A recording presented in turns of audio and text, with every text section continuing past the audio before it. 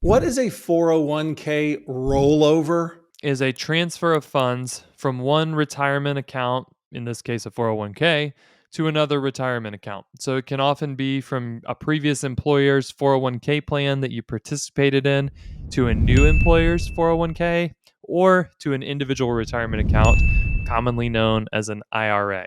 There's two types of 401k rollovers, though, that you need to be aware of, especially if you're thinking about moving money from a 401k somewhere else, whether that's a new 401k or an IRA. The first is a direct rollover.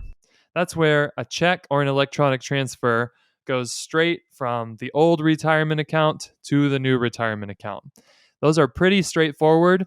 There's no tax consequences. It just goes from point A to point B, and then you can continue operating as you did before, but now you have all your money in a new spot. Another option is an indirect rollover.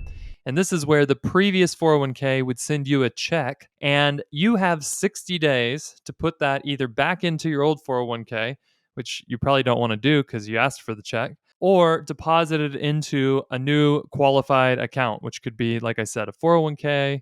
There's other types of plans that you could put it in a 403b, an IRA, etc. Here's the kicker with an indirect rollover. They are going to withhold 20% of the amount before they send it to you. So if you had $100,000 in a 401k, that check is going to be for $80,000, but you are required within that 60-day window to put $100,000 into a new account, and you will get back your 20,000 of withholding when you file taxes at the end of the year. Oh, For most people, this is a huge problem, and it's why we almost always tell people be very careful that you don't accidentally start an indirect rollover unless you're cool with that idea of paying the taxes and then filling up the bucket to get back to where it was, depositing that into the new account, and getting your money back at the end of the tax year when you file your tax return. now the phrase direct rollover of my 401k sounds kind of cool and technical. If I said that at the water cooler, I would think, am I getting richer?